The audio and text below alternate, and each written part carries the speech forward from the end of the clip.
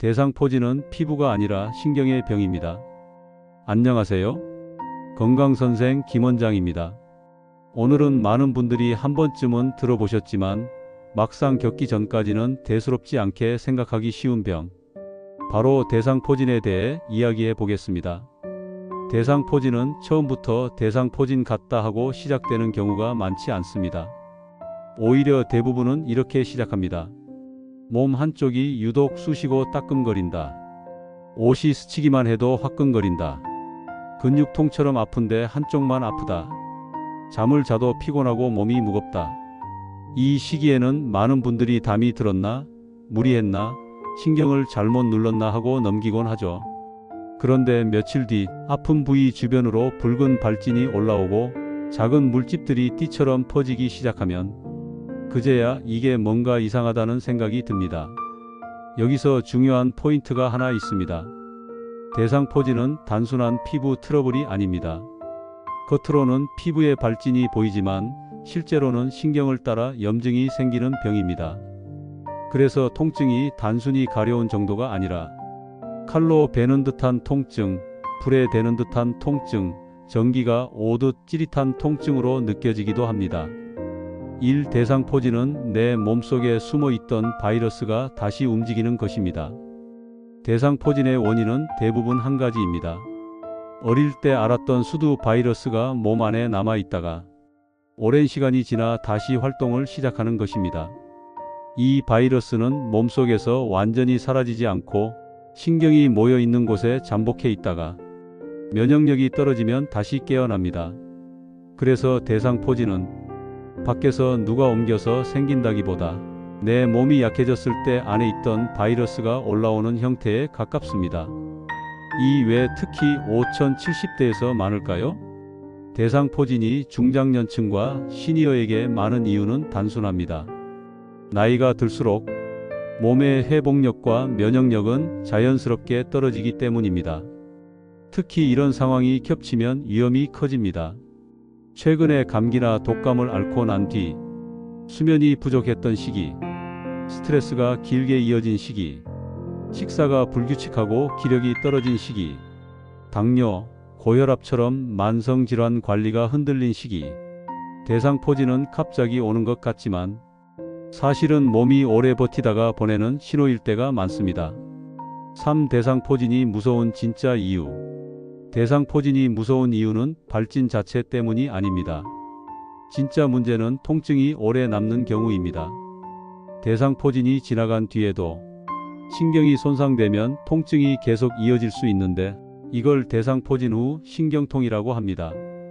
이 통증은 단순히 좀 아프다가 아니라 일상 자체를 흔들 수 있습니다. 옷이 스치기만 해도 아프고, 잠을 제대로 못 자고, 움직일 때마다 찌릿하고, 기분이 가라앉고, 식욕도 떨어지고, 사람 만나는 것도 힘들어지기도 합니다. 그래서 대상포진은 피부에 뭐가 났네 정도로 가볍게 볼 병이 아닙니다. 4. 초기에 놓치면 더 힘들어질 수 있습니다. 대상포진은 초기 대응이 굉장히 중요합니다. 특히 통증이 먼저 오고 며칠 뒤에 발진이 올라오는 형태가 흔하기 때문에 초반에 피곤해서 그렇겠지 하고 넘기면 치료 타이밍을 놓칠 수 있습니다. 보통은 발진이 올라온 뒤 가능한 빨리 치료를 시작하는 것이 좋습니다. 그리고 무엇보다 중요한 건 스스로 참으면서 버티지 않는 것입니다.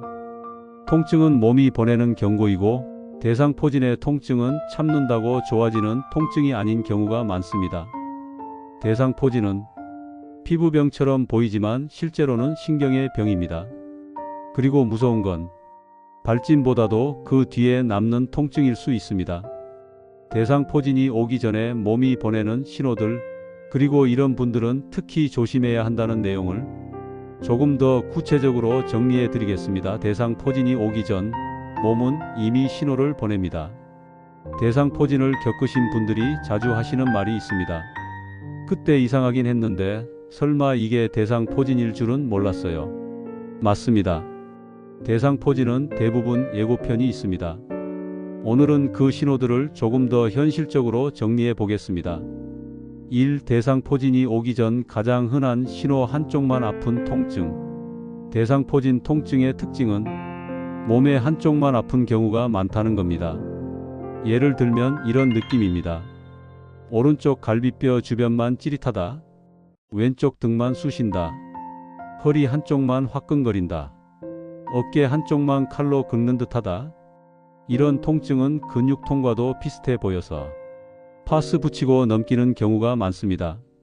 하지만 대상포진 통증은 깊게 쑤시는 통증이라기보다 거치 타는 듯한 통증, 신경이 예민해진 느낌이 섞여 있습니다.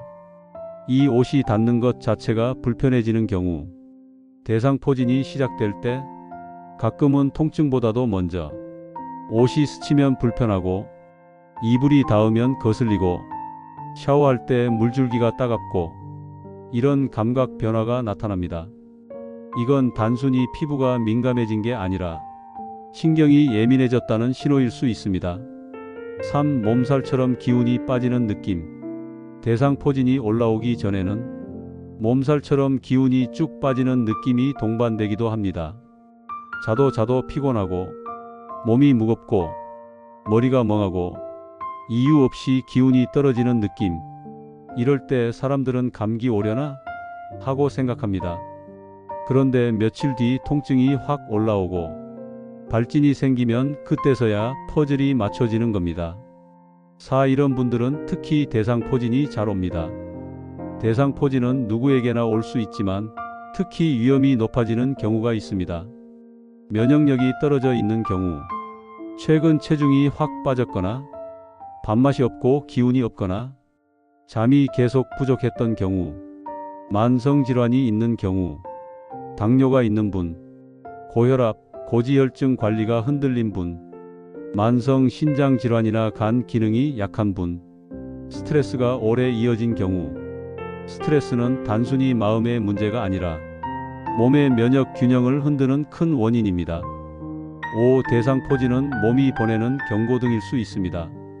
대상포진이 생겼다는 것은 단순히 바이러스 하나가 문제라는 뜻이 아니라 지금 내 몸이 버티는 힘이 떨어졌다는 신호일 수 있습니다.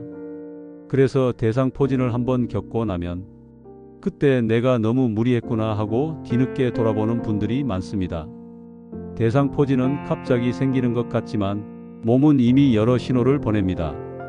특히 한쪽 통증, 감각 이상, 기운 저하가 함께 온다면 그냥 넘기지 않는 것이 좋습니다.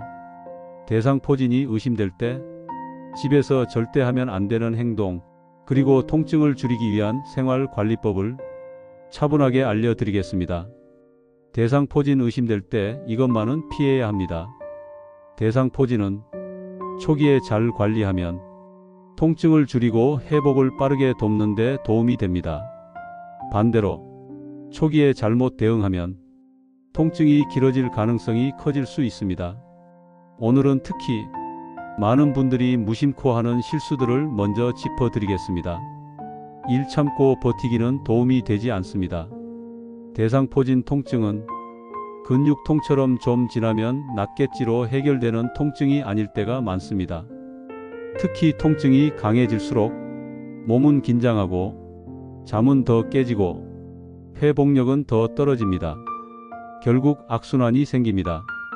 통증을 무조건 참는 것이 좋은 선택이 아닐 수 있습니다. 이 무리하게 찜질하거나 자극을 주는 행동, 통증이 있으니 뜨거운 찜질로 풀려고 하는 분들도 많습니다. 하지만 대상포진은 신경 염증이 동반되는 경우가 많아서 강한 자극이 오히려 불편함을 키울 수 있습니다. 또한 피부에 물집이 생긴 뒤에는 무리하게 만지거나 문지르는 행동도 좋지 않습니다. 3. 연고만 바르고 끝내는 경우. 대상포진을 단순 피부병처럼 생각하고 연고만 바르며 버티는 경우도 많습니다. 하지만 대상포진은 피부보다 신경 문제가 중심이기 때문에 겉만 관리해서 해결되는 경우가 많지 않습니다. 특히 통증이 심하거나 부위가 넓어지거나 얼굴 쪽으로 번지는 느낌이 있다면 더 조심해야 합니다. 4. 회복을 돕는 생활관리 4가지. 대상포진이 의심되거나 이미 시작된 상태라면 생활에서 할 수 있는 기본이 있습니다. 잠을 먼저 회복하기. 잠이 깨지고 뒤척이면 면역 회복이 늦어집니다. 가능하면 밤에는 자극적인 뉴스, 과한 스마트폰 사용을 줄이고 몸을 편안하게 만드는 루틴을 만드는 것이 좋습니다.